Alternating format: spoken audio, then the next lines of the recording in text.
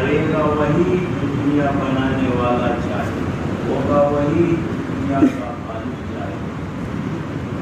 چاہے دنیا کا کام ہو یا دین کا کام ہو، یہ سب اللہ کی مشیت، اللہ کی چاہت کے کام ہے۔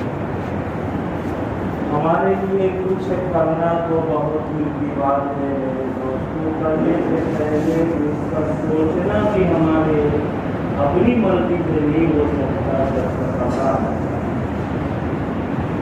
قرآن میں بہت اچھی آیت ہے اور ہم کو اس آیت سے بڑی تسلی ملتی ہے، مَا تَشَاءُونَ إِلَّا أَن يَشَاءَ اللَّهُ۔ اے بندو تم کرو گے کیا؟ چاہ بھی نہیں سکتے جب تک اللہ نہ چاہے۔ تم نماز بھی نہیں پڑھ سکتے جب تک اللہ نہ چاہے۔ تم حج اور عمرے کو بھی نہیں جا سکتے جب تک کہ اللہ کا فیصلہ نہ ہو۔ جب دین جس کا مکلف ہم کو کیا گیا ہے، جب اس میں ہماری مرضی نہیں چلتی ہے تو دنیا کو مقدر میں وہاں ہماری مرضی کیسے چلتی ہے؟ وہ بھی اللہ نے اپنی مرضی کے تابع کیا ہے، جو میں چاہوں گا وہی تمہارے چاہنے سے کچھ نہیں ہوگا۔ حضرت علی رضی اللہ تعالیٰ عنہ کا مشہور مقولہ ہے، حضرت فرماتے عرفت ربی بفصل العقائد۔ دیکھو ان حالات میں ہمارے صحابہ اور بزرگوں کی باتیں اتنی اہمیت رکھتی ہیں، سمجھ میں آ رہی ہے۔ حضرت علی رضی اللہ تعالیٰ عنہ نے کہا تھا عرفت ربی بفصل العقائد، میں نے اپنے رب کو ارادے کے ٹوٹنے سے پہچانا۔ ایک ایمان والے کا ارادہ اتنا مضبوط اور پختہ ہوتا ہے کہ ساری دنیا کی طاقت نہیں ہے کہ کسی ایمان والے کے عظمت کے ارادے کو توڑ سکے۔ یہاں تک کہ کہتے ہیں کہ مومن کی نیت پہاڑوں سے بھی کہیں زیادہ سخت ہوتی ہے، پہاڑ ادھر سے ادھر ہو جائے لیکن کوئی ایمان والا بندہ اپنے ایمان کی طاقت سے کوئی ارادہ کر دے، وہ ادھر سے ادھر نہیں ہو سکتا۔ اس لیے ہمارے دعوت تبلیغ کے ساتھی بھائی تشکیل کرتے ہیں، نقد تشکیل کریں گے، اور اگر نقد نہ تیار ہو تو ادھار میں ارادے میں میں نام لکھا ہوں۔ ارادہ مومن کا عمل سے بھی کہیں زیادہ اونچا ہوتا ہے۔ میرے دوستو، اللہ تعالی نے اتنی پتے کی بات بتائی کہ میں نے اپنے رب کو اپنے ارادے کے ٹوٹنے سے پہچانا ہے۔ مطلب یہ کہ ہمارا ارادہ اتنا مضبوط اور ٹھوس تھا، دنیا کی طاقت نہیں تھی توڑ سکے، اس کے باوجود آدمی ارادہ کچھ کرتا ہے وہ کچھ اور جاتا ہے۔ معلوم ہوا کہ کوئی ایک اور طاقت ہے جو ساری طاقتوں سے بڑھ کے ہے، وہ اللہ۔ میرے دوست، یہ حالات بتاؤ آ گئے، ہم سوچ بھی نہیں سکتے۔ مسجدیں بند ہو گئی، کھانا اختلاف آتا پر وہ رحمتوں کا سینٹر ہے جہاں روزانہ 120 رحمتیں نازل ہوتی ہیں۔ کتابوں میں آتا ہے اور نبی اکرم صلی اللہ علیہ وسلم نے فرمایا ہے 120 رحمتیں روزانہ اللہ کی خانہ کعبہ پور کرتی ہے۔ ان میں 60 رحمتیں طواف کرنے والوں کے لیے ہوتی ہیں، 40 رحمتیں وہاں نماز پڑھنے والوں کے لیے ہوتی ہے، اور وہ جو طواف بھی نہ کر رہا ہو اور وہ جو نماز بھی نہ پڑھ رہا ہو، صرف بیٹھا ہوا محبت سے خانہ کعبہ کو دیکھ رہا ہے کہ یہ ہمارے اللہ کا گھر ہے، وہ صرف دیکھنے والے پر بھی 20 رحمتیں اترتی ہیں۔ میرے دوست بتاؤ، اس رحمت کے دروازے کو بھی اللہ بند کر دیا نہیں کر بھائی حج عمرہ چاہ کر کے بھی نہیں کر سکے۔ اللہ نے بتا دیا ہے بندو دنیا کو رہنے دو، یہ دین جس کا میں نے تم کو مطلب کیا ہے، اس دین میں بھی تم میرے محتاج ہو، اپنا اختیار نہیں چلا سکتے۔ میں چاہوں تو اپنے گھر میں بلا لوں، اور اگر میں نہ چاہوں اپنے گھر کے دروازے کو بند کر دوں۔ ہر حال میں تم میرے محتاج ہو۔ میرے دوست اور بزرگ، ان حالات میں بھی اگر ہمیں عبرت نہ ہو اور اللہ پر پختہ یقین نہ جانے، بتاؤ اور کون سے حالات آئے گے؟ یہ حالات جو آتے ہیں، مصیبتیں جو آتی ہیں، یہ غیروں کے لیے مصیبت ہوتی ہے لیکن اپنوں کے لیے امتحان ہوتا ہے، اپنوں کی آزمائش ہوتی ہے۔ میں بلوچ میں بڑے انجینئر ہیں، بزرگ آدمی ہیں اور بزرگوں کی صحبت یافتہ ہے، بہت سارے گروپوں میں انجینئرنگ کروانے کے ساتھ ہے۔ انہوں نے ایک بات پوچھی کہ مولانا مصیبت آئی، حالات آئے، भाई कोरोना हुआ, लॉकडाउन हो गया, क्वारंटाइन, और अभी क्या क्या यहाँ फॉर्म के हालात भी हैं, कारोबार का निज़ाम, तालीमी निज़ाम, तिजारत सब कुछ ठप होकर के रह गया। ये सब मुसीबत, ये आजमाइश, इम्तिहान। तो ये आजमाइश मुसीबत तो सबके लिए, अपने लिए मुसलमान और गैर लोग भी इसके शिकार हुए हैं। तो फिर मुसलमानों में गैरों में फर्क क्या रह गया? मैंने कहा रे भाई, मुसलमानों के लिए मुसीबत आजमाइश है, इम्तिहान है, और उनके लिए भी कोई इम्तिहान है। मैंने कहा नहीं, गैरों के लिए इम्तिहान नहीं है। इसलिए इम्तिहान उसी का होता है जो मकतब, स्कूल, मदरसे में दाखिला लेता है। जिसने एडमिशन ही नहीं लिया, जिसने कोई कोर्स पढ़ा ही नहीं है, उसका कोई इम्तिहान नहीं होता, उसका रिजल्ट पहले से आउट रहता है। वो सब बेजोर गैर जो है वो है दाखिला ही नहीं लिए, इसलिए उनका इम्तिहान, उनके लिए रिजल्ट आउट है। और इम्तिहान होता है जिसने कलिमा पढ़ करके ईमान की सर्टिफिकेट पाने के लिए अल्लाह की बंदगी में एडमिशन ले लिया है, जिसने दाखिला लिया है, उसी का इम्तिहान होगा कि देखो तुम्हें जो ईमान का कोर्स दिया गया है वो तुम कितनी मेहनत से उसको हासिल करते हो और अपने इम्तिहान का रिजल्ट किस तरह तुम पाते हो। ये इम्तिहान आजमाइश है, दोनों की आजमाइश है। और इम्तिहान के वक्त में तौहीद भी होती है और इकराम भी होता है।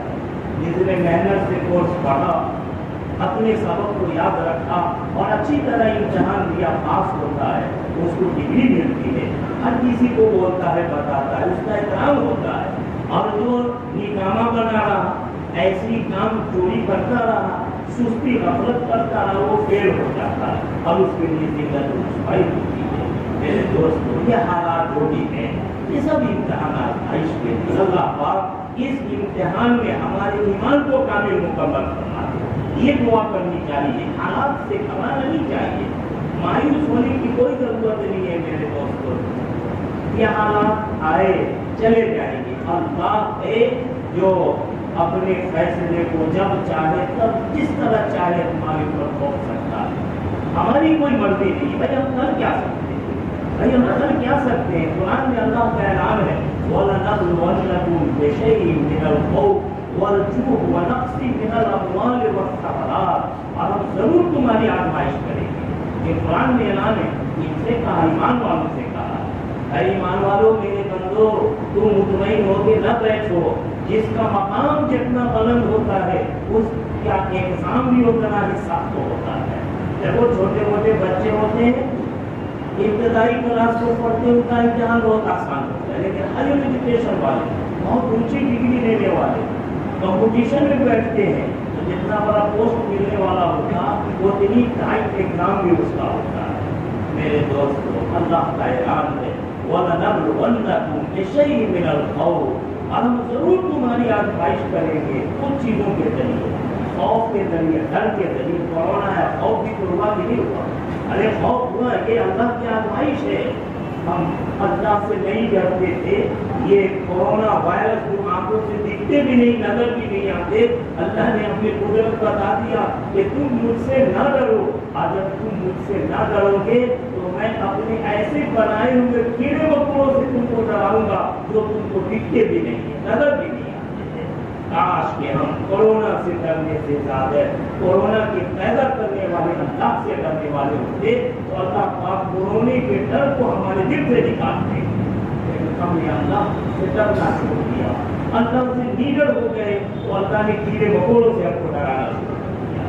मेरे दोस्तों, जरूर आजमाइश होगी, बिशैइन मिनल खौफ वल-जूअ, भूख के जरिए से।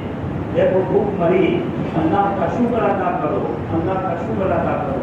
भाई गैर है जो भूख मरी का सदमा झेल नहीं सकता, वो भूखे रह करके खुदकुशी भी कर लेते हैं, भूखे मर जाते हैं। अल्हम्दुलिल्लाह, भूख की वजह से खाने पीने के मसले में कोई मुसलमान मरता नहीं। हाँ, कैंसर हो, डिप्रेशन हो, कुछ अलग बात है, लेकिन रिस्क के मसले में कि खाने को कुछ नहीं मिला और भूखे बन गए, ऐसा नहीं होगा। लेकिन अगर हो जाए तो ये भी अल्लाह की आज्ञा है। बिशैइन मिनल खौफ, डर के जरिए, खौफ के जरिए, वल-जूअ, और भूख के जरिए, व नक़्सिन मिनल अमवाल वल-अनफुस वस-समरात, अल्लाह तुम्हारे जानों में भी कमी करेगा, तुम्हारे मालों में भी कमी करेगा। खेतियाँ, फसलें, पैदावार, کاروبار، باغات اور گروہ ان سب میں کمی اللہ کر دے گا. یہ اعلان ہے قرآن میں. یہ سب تمہاری آزمائش کے لیے ہوگا. ان آزمائش میں اللہ نے اپنے حبیب صلی اللہ علیہ وسلم سے کہا وَبَشِّرِ الصَّابِرِينَ الَّذِينَ إِذَا أَصَابَتْهُمْ مُصِیبَةٌ قَالُوا إِنَّا لِلَّهِ وَإِنَّا إِلَیْهِ رَاجِعُونَ. رب العالمین اپنے محبوب رحمت للعالمین سے کہوا رہے ہیں کہ آپ بشارت سنا دیجیے ان لوگوں کو جو صبر کرتے ہیں، ان لوگوں کو جو مصیبت پہنچتی ہے تو وہ کہتے ہیں اِنَّا لِلَّهِ وَإِنَّا إِلَیْهِ رَاجِعُونَ. ارے بھائی اگر جوتے کا فیتا بھی ٹوٹ جائے تو بولو اِنَّا لِلَّهِ وَإِنَّا إِلَیْهِ. پاؤں میں کانٹا چبھ جائے تو بولو اِنَّا لِلَّهِ وَإِنَّا إِلَیْهِ رَاجِعُونَ.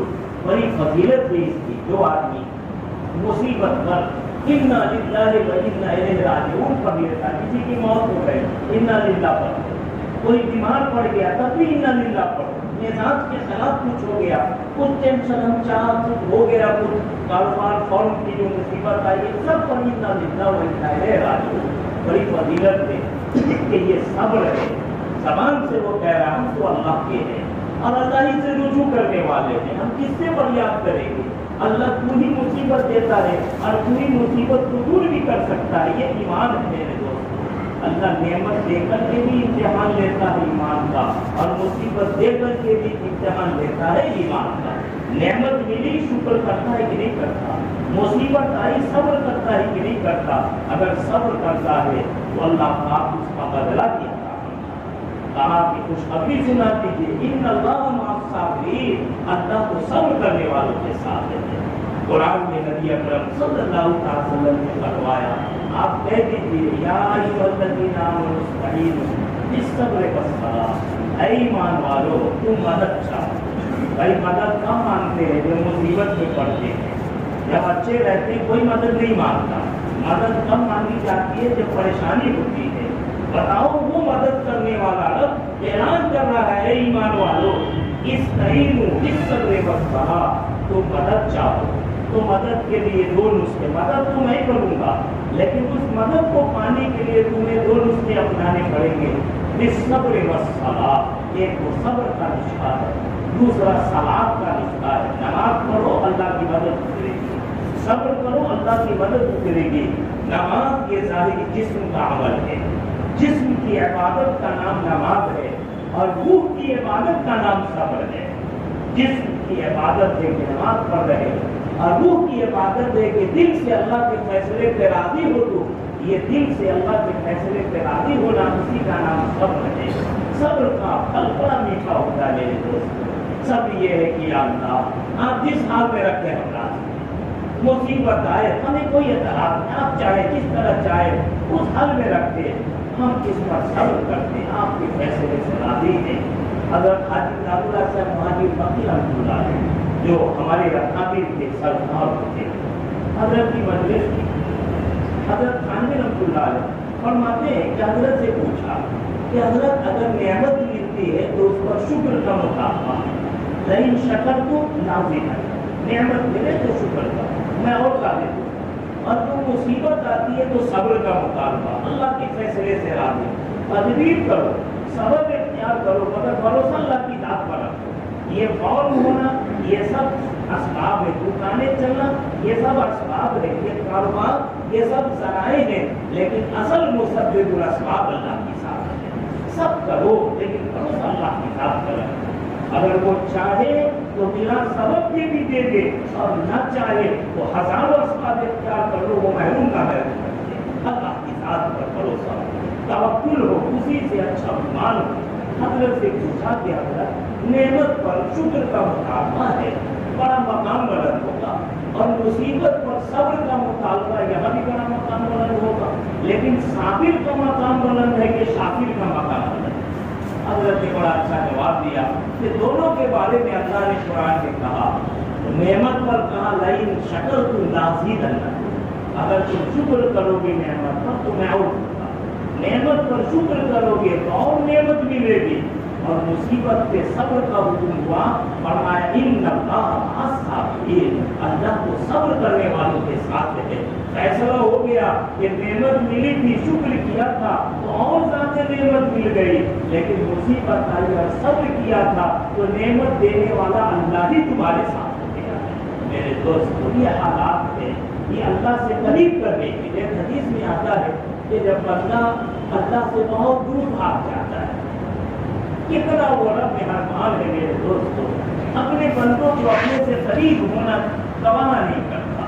اگر وہ نعمت کے ذریعے اللہ سے قریب نہیں آ رہا تو مصیبتوں کی رسیاں ڈال کر اور اس کے کمر میں جکڑ کر کے اور مصیبتوں کی رسی سے اسے اپنی طرف کھینچ لاتا ہے۔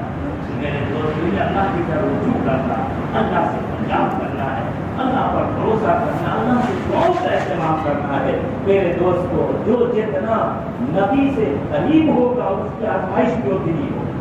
ہمارے نبی صلی اللہ علیہ وسلم کی آزمائش حدیث میں آتا ہے، حضور نے فرمایا کہ مجھے اتنا آزمایا گیا کہ کسی نبی کو بھی اتنا نہیں آزمایا گیا، لہذا جو نبی سے جتنا قریب ہوگا اس کی آزمائش اتنی زیادہ سخت ہوگی۔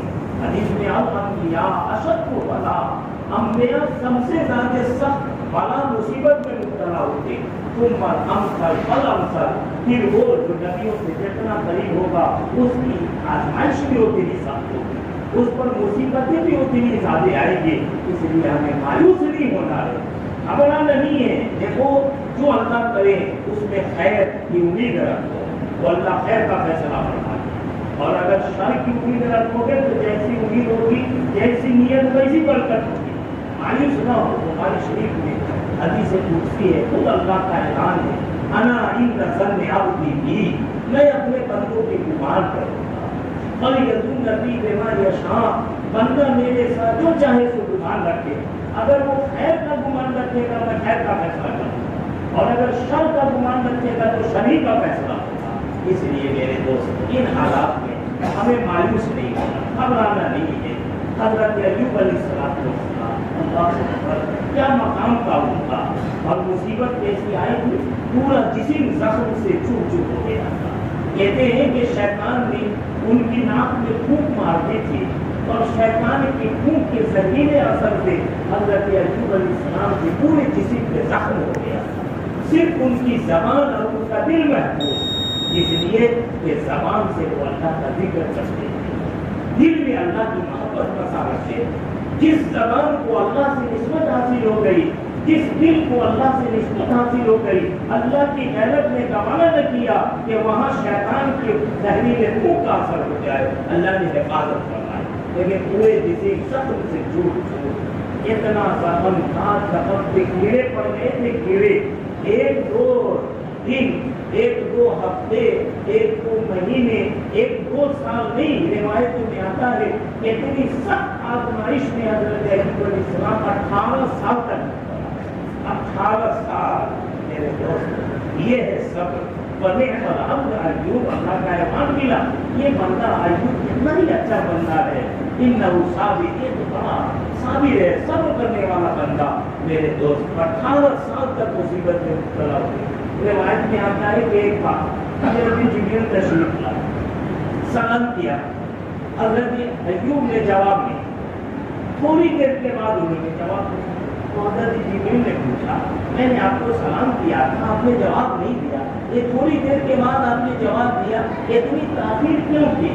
کیا جواب دیا حضرت ایوب نے؟ فرمایا کہ اللہ نے میرے جسم پہ زخم ڈال دیا ہے، اور ان زخموں میں جو کیڑے ہوتے ہیں زخم کے، ان کی غذا رکھتی ہے، میرے جسم کے زخم سے وہ کیڑے ہیں جو لگے ہوتے ہیں، اور وہ اپنی غذا کھاتے رہتے ہیں۔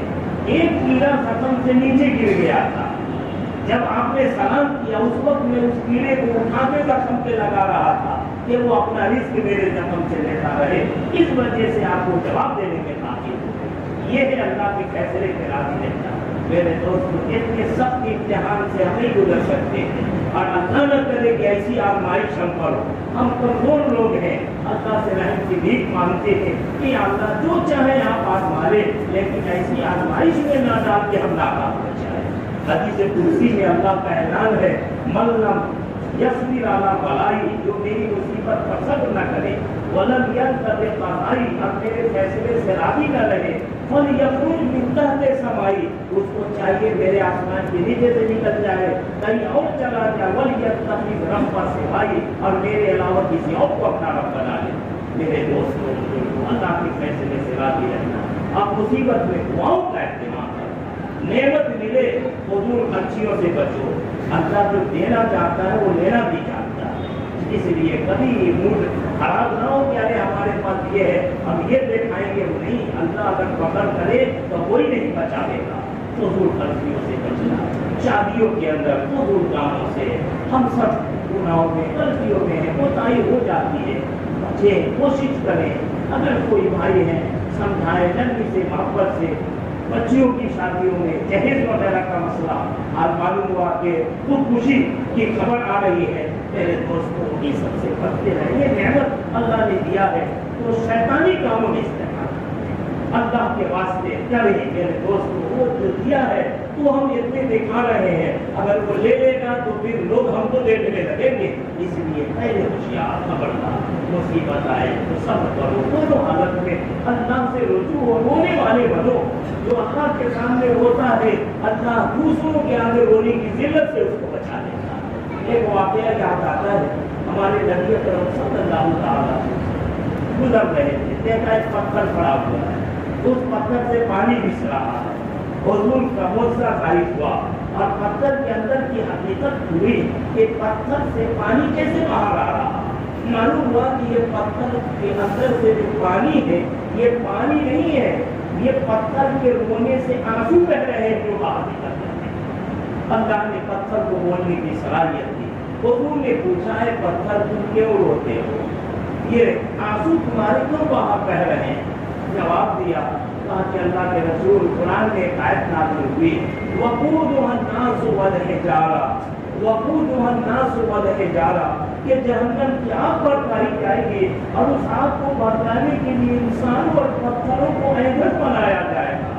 جب سے میں نے یہ آیت سنی مجھے ڈر ہو گیا کہیں اللہ مجھ کو نہ جہنم میں ڈال دے اور میں بھی ایک پتھر ہوں، میرے ذریعے میں جہنم کی آگ کو تیز کیا جائے، میں جہنم کی آگ میں چلوں، اس کا ایندھن بنوں۔ اس ڈر سے میں رو رہا اور اسی رونے سے یہ آنسو بہ رہے ہیں۔